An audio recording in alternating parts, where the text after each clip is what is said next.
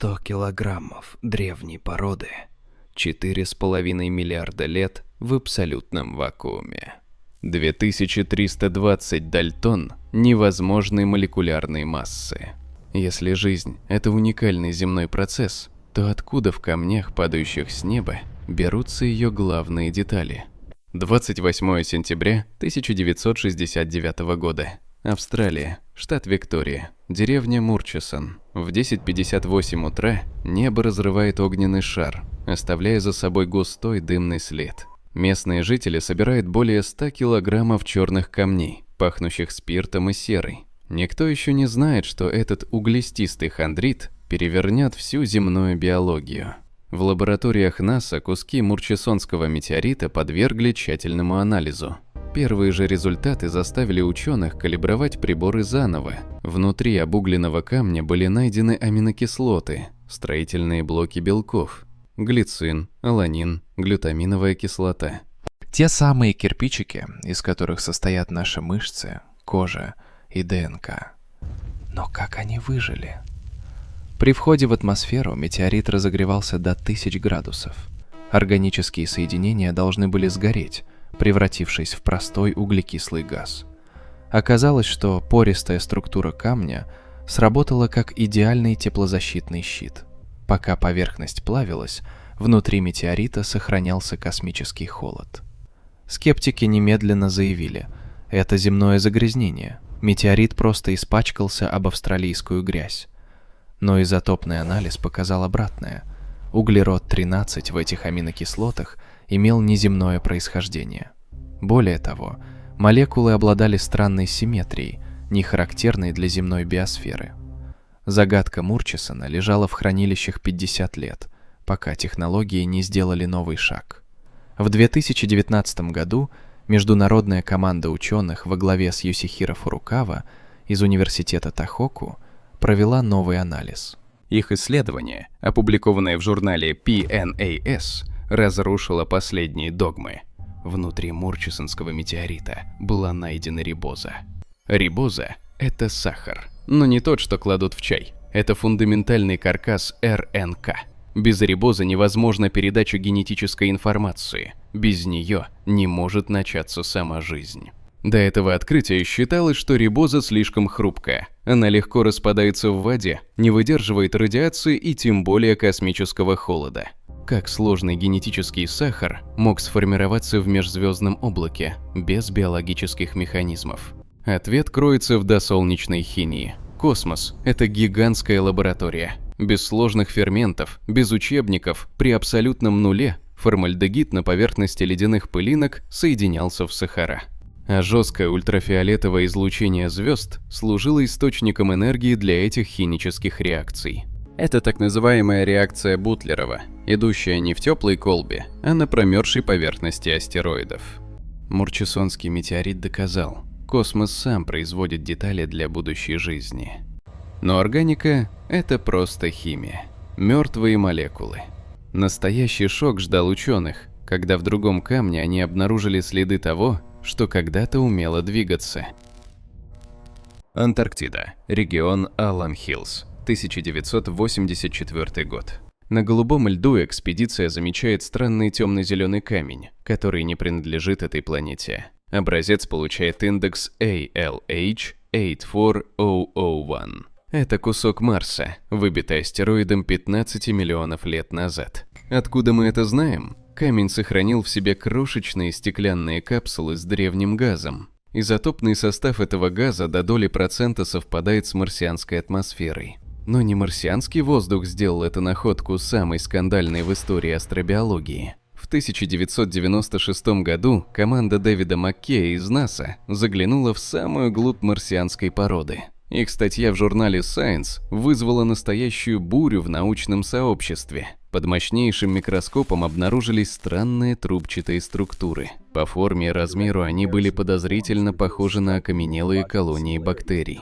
Геологи тут же возразили: природа способна создавать причудливые минералы без всякой биологии. Форма червя не доказывает жизнь. Камень мог просто треснуть нужным образом при нагреве. Но внутри этих трубок скрывалась убийственная деталь – нанокристаллы магнетита. На Земле существуют магнитотактические бактерии, использующие магнитное поле. Они выращивают внутри себя идеальные магнитные кристаллы, чтобы использовать их как компас. Земные микробы создают кристаллы настолько совершенной формы, что их невозможно спутать с мертвой рудой. Около 27% магнетита в марсианском метеорите были точной структурной копией этих биологических компасов. Без биологического контроля, без клеточных ферментов, без учебников, мертвая химия не способна вылепить такую геометрию. Это был прорыв, ради которого Белый дом созвал экстренную пресс-конференцию. Президент США объявил всему миру, что наука, возможно, нашла следы древней жизни на Марсе. Легенда гласит, что именно тогда окончательно оформилась дерзкая идея. По одной из гипотез, жизнь зародилась на Марсе, а затем мощный астероидный удар выбил бактерии в космос. И именно эти зараженные жизнью камни засеяли молодую Землю. Но научное сообщество требует абсолютных доказательств. Десятилетия ушли на попытки опровергнуть находку. Скептики пытались воссоздать идеальный магнетит термическим разложением карбонатов в печах. Часть форм удалось повторить, но самая сложная, усеченная шестигранная структура так и осталась биологической. Споры о метеорите ALH84001 не утихают до сих пор. Это самая противоречивая загадка астробиологии. Напишите свое мнение в комментариях. Верите ли вы, что мы все потомки марсианских микробов? Но если мертвые бактерии вызывают научные споры, то следующие находки просто разрушили законы физики.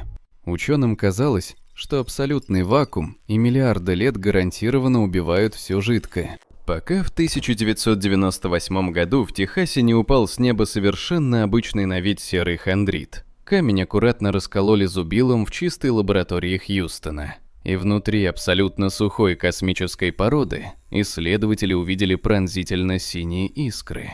Искры оказались кристаллами соли, а внутри них плескалась невозможная тайна, пережившая открытый космос. 22 марта 1998 года. Западный Техас. Город Монаханс. Раздается громкий хлопок, и прямо на проезжую часть падает небольшой темный метеорит. Местный житель поднимает теплый осколок, не подозревая, что держит в руках сокровище. Образец получает официальное имя Монаханс 1998. Обычный хондрит, каких много. Но когда минералоги в космическом центре имени Джонсона заглянули внутрь под микроскопом, приборы зафиксировали то, чего физически быть не должно. Внутри сухого космического камня ярко сияли кристаллы обычной земной соли – галлита. Соль в метеорите, как минерал, растворимый в первой же воде, пережил плазменный удар атмосферы. Но это было только начало. Внутри каждого соляного куба пряталось нечто невероятное. В 1999 году Майкл Заленский из НАСА публикует в журнале Science результаты анализа. Внутри соляных кристаллов Монаханса находились микроскопические капли жидкой воды. Настоящая жидкая вода, запечатанная в идеальном природном термосе 4,5 миллиарда лет назад. Как вода могла не замерзнуть в ледяном космосе и не испариться в абсолютном вакууме?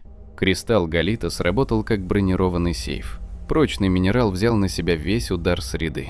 Но ученых ждал второй удар. Жидкая вода оказалась не пустой. Внутри капель обнаружились сложные углеродистые соединения и аминокислоты. Скептики вновь заговорили о земной подделке.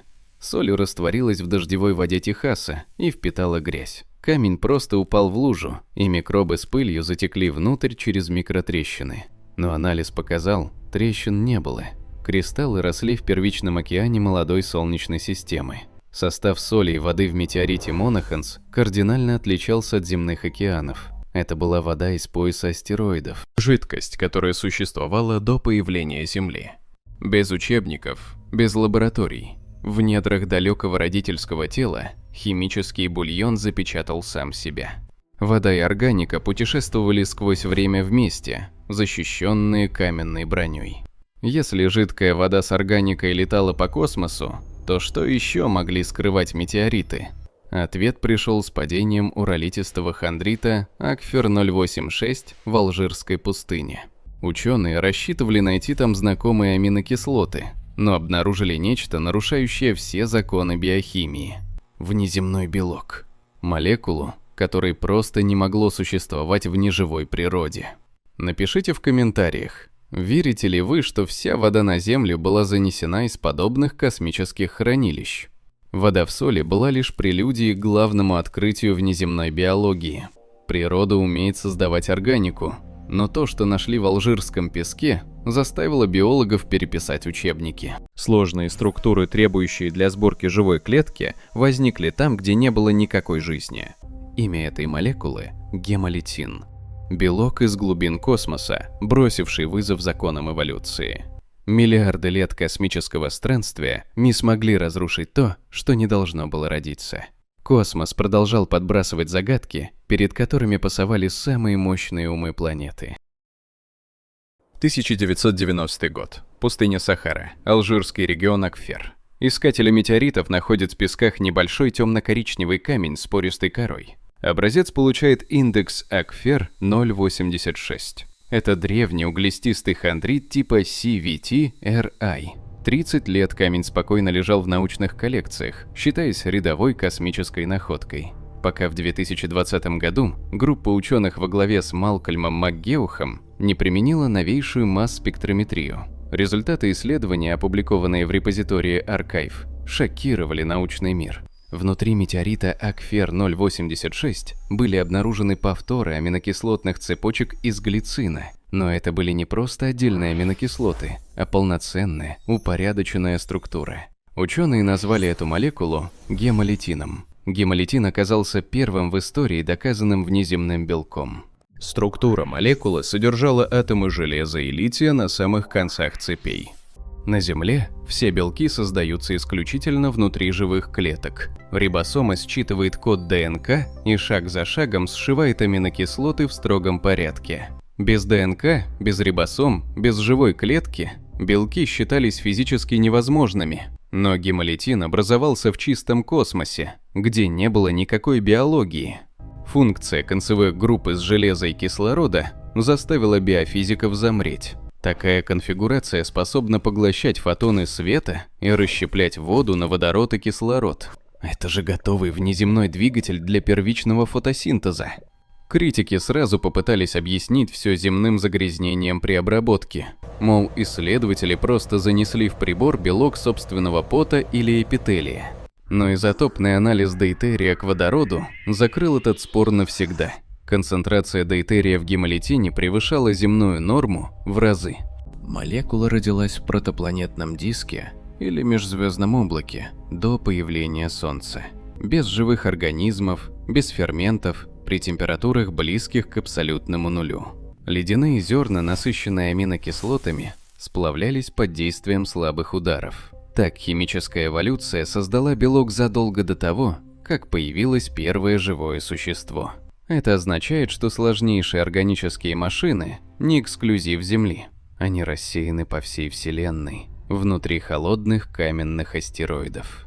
Напишите в комментариях, как вы считаете, может ли белок без ДНК быть основой иной формы жизни? Если биологические молекулы формируются в космическом холоде, то как быть с геологией? Геология требует огромных планет, тектоники плит и расплавленной мантии. Но следующий метеорит доказал, развитая кора существовала задолго до рождения самой Земли.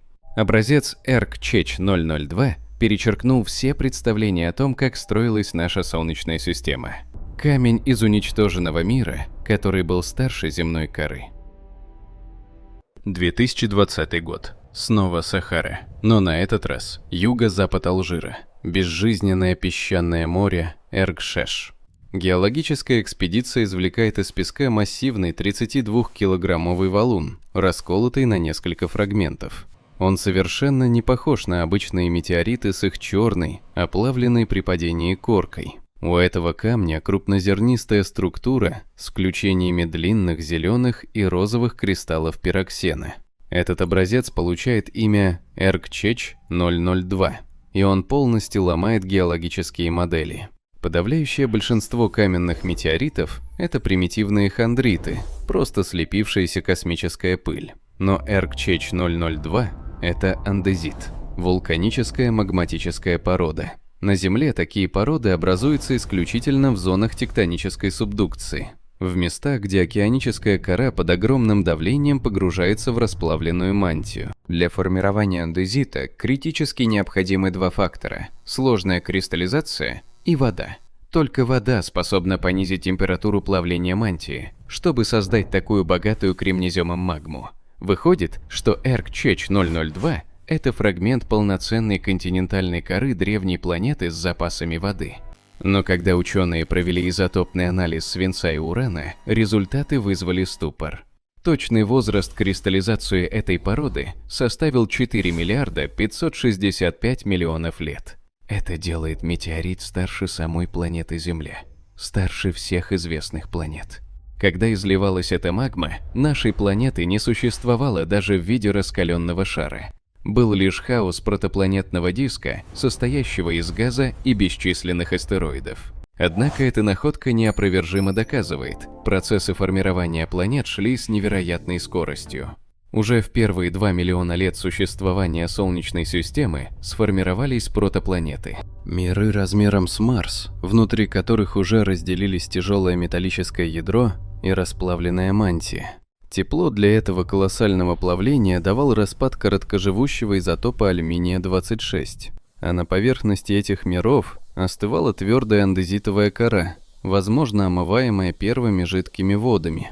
Но где же сейчас эта развитая протопланета? Куда бесследно исчез целый мир? Ее нет. Планета-прародитель была полностью уничтожена. В жестоком космическом бильярде этот мир столкнулся с другим гигантом и разлетелся на куски. Его фрагменты стали тем самым строительным материалом, из которого позже слепились Венера, Марс и Земля.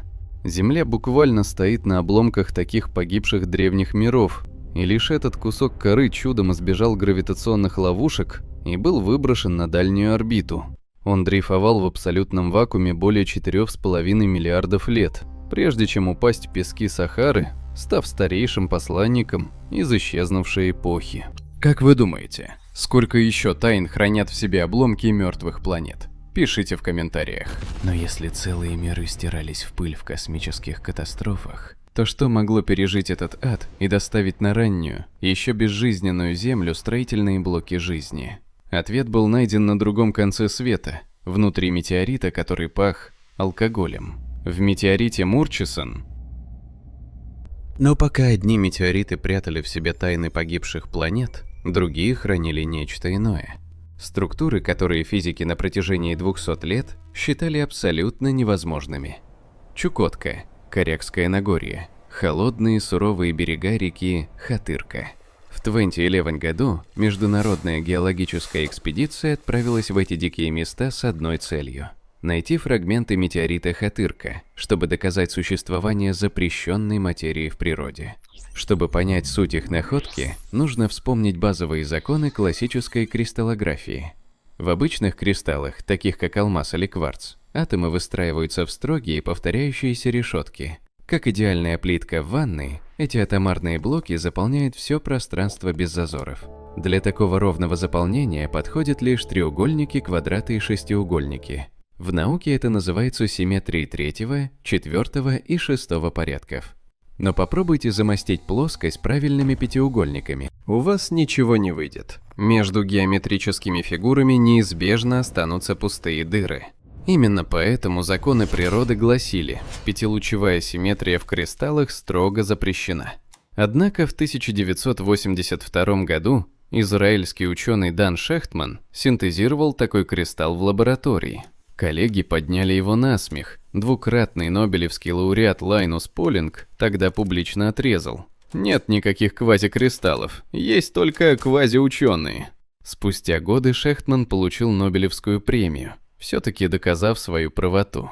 Но научный мир сошелся в одном – это капризный искусственный продукт. В дикой природе таких условий нет. Физик Пол Стейнхарт не поверил в эту догму и посвятил 10 лет поиску природного квазикристалла. И он нашел его. В крошечном зерне из метеорита Хатырка, размером всего в долю миллиметра. Минерал, получивший название икосаэдрит, состоял из алюминия, меди и железа. Под электронным микроскопом его дифракционная картина обнажила невероятное, идеальную десятилучевую симметрию. Атомы в нем были жестко упорядочены, но их узор никогда не повторялся циклично. Это была знаменитая мозаика Пенроуза, воплощенная самой природой в металле. Математики описывают такую структуру, как тень шестимерного гиперкуба, спроецированную в наше трехмерное пространство. Изотопный анализ кислорода подтвердил: это не земной индустриальный шлак, это посланец из далекого космоса. Но как природа смогла создать то, что требует тончайшего лабораторного синтеза и мгновенного охлаждения? Ответ кроется в колоссальном насилии, бушующем в главном поясе астероидов. Сотни миллионов лет назад два каменных тела столкнулись на скорости свыше 5 км в секунду.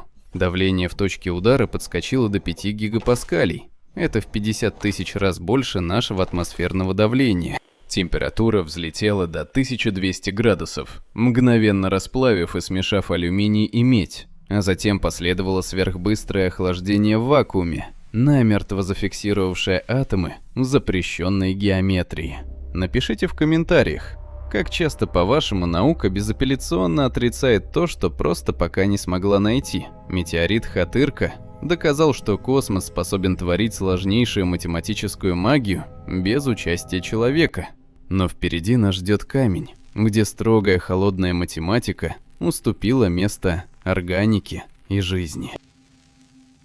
В 1996 году на юго-западе Египта, в районе Ливийской пустыни, был найден неприметный темный камень. Он был настолько твердым, что при попытке распилить его для анализа, алмазные диски ломались один за другим. Камень назвали Гипатия, в честь первой в истории женщины-астронома из Александрии. И этот камень оказался капсулой времени из совершенно другой вселенной. Подавляющее большинство метеоритов состоит из силикатов, привычных нам минералов, богатых кремнием. Но матрица Гипатии была соткана из углерода, причем в форме сложнейших полициклических ароматических углеводородов. Мощнейший космический удар спрессовал эту органическую пыль в микроскопические алмазы, сделав камень невероятно прочным. Но главная аномалия пряталась внутри этих алмазных карманов. Металлические включения, которых не может быть. Ученые обнаружили там чистый, самородный алюминий, не связанный ни в какие оксиды. На Земле и во всей Солнечной системе алюминий слишком химически активен. Он мгновенно соединяется с кислородом. Найти чистый металлический алюминий в космосе – это как найти не растаявший кубик льда в жерле вулкана. Рядом с алюминием покоились фосфид серебра и странный сплав никеля, железа и фосфора, не имеющий аналогов на Земле. Чтобы понять происхождение этой невозможной химии, исследователи обратились к изотопному анализу. Изотопные пропорции аргона, углерода и кремния в Гипатии полностью выбивались из стандартов нашей Солнечной системы. Они не соответствовали ни межзвездной пыли, ни красным гигантам. Оставался только один кандидат – сверхновая типа 1A. Белый карлик, который поглотил звезду соседа и взорвался с невообразимой мощью. Взрыв синтезировал странные сплавы и выбросил их в ледяную пустоту, где они смешались с углеродной пылью. Миллионы лет этот пылевой комок дрейфовал во мраке, пока не попал в газопылевое облако, из которого только-только формировалось наше Солнце. Камень Гипатия – это чужая пыль.